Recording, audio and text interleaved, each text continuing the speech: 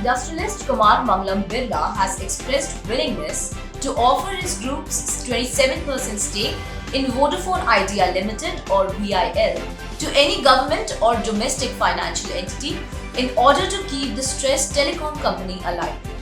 The Aditya Birla Group chairman and promoter of VIL made the suggestion in a letter to Union Cabinet Secretary Rajiv Gauba on June 7.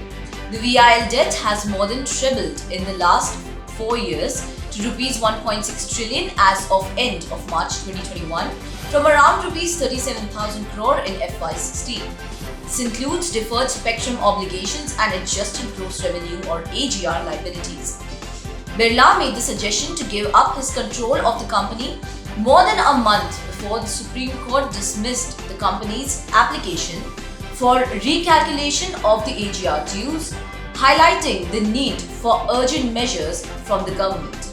It is with a sense of duty towards 27 crore or 270 million Indians connected by VIL, I am more than willing to hand over my stake in the company to any entity or public sector, government, domestic financial entity, or any other that the government may consider worthy of keeping the company as a going concern, Birla said in his letter.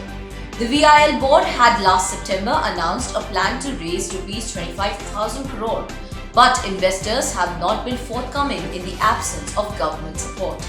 The fundraising is, however, tough given VIL's negative net worth and consistent losses. The company has cumulatively lost Rs 1.37 trillion in the last 5 years. As a result, its net worth declined from around Rs 24,000 crore in FY16 to negative Rs 38,000 crore in FY21, while Vodafone PLC has refused to throw good money after bad or making additional equity investment in VIL. AB Birla Group's hands are also tied given the mismatch between the capital requirement and group finances. In FY21, the group listed companies ex-VIL reported net profit of Rs 7,132 crore against VIL's net loss of around Rs 44,200 crore.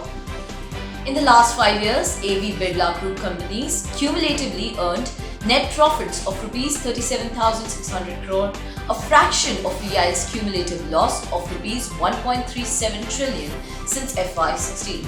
On the balance sheet side, VIL's cumulative reserves and surplus of negative is Rs 67,000 crore and equivalent to nearly half of the combined net worth of the group's other listed companies. Analysts say that VIL losses could potentially swarm the group finances, making Birla wary of making additional investments in the company. They say it's better for the group to cut its losses in VIL and redirect group capital and resources to profitable businesses such as cement, metals, financial services, fashion and retail. VIL had last raised Rs 25,000 crore worth of equity from its shareholders, including promoters, through a right issue in April 2019. The company was left with cash and bank balance of only around Rs 2,200 crore at the end of March this year.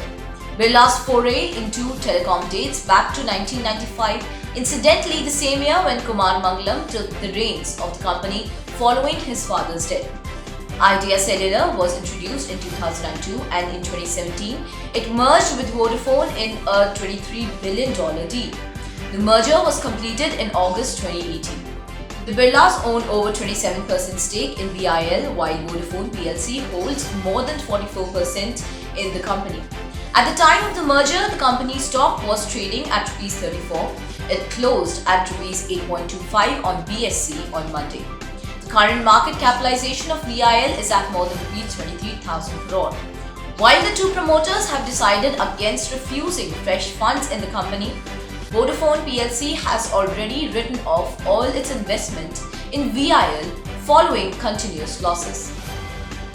To actively participate in the fundraising, the potential foreign investors want to see clear government intent to have a three-player telecom market consistent with its public stance through positive actions on long-standing requests such as clarity on AGR liability, adequate moratorium on spectrum payments, and most importantly, a floor pricing regime above the cost of service. In the absence of definitive steps in this regard, the potential investors have understandable hesitation to invest, Birla wrote in his June communication. Birla further said that VIL's financial situations would drive its operations to an irretrievable point of collapse without immediate active support from the government on these three issues. On June 25, VIL had approached the Department of Telecommunications to seek a one-year moratorium on Rs 8,200 crore spectrum installment, which is due in April 2022. In its letter, the company said it would be unable to pay the spectrum dues because of inadequate cash generation and payment of AGR liabilities. On July 23, the Supreme Court dismissed the petitions of VIL and Bharti Airtel seeking corrections in claimed errors in calculating the AGR. VIL had calculated its remaining AGR dues at around Rs 21,500 crore after making a payment of Rs 7,800 crore. However, DOT concluded the company's total AGR liability was around Rs 58,000 crore.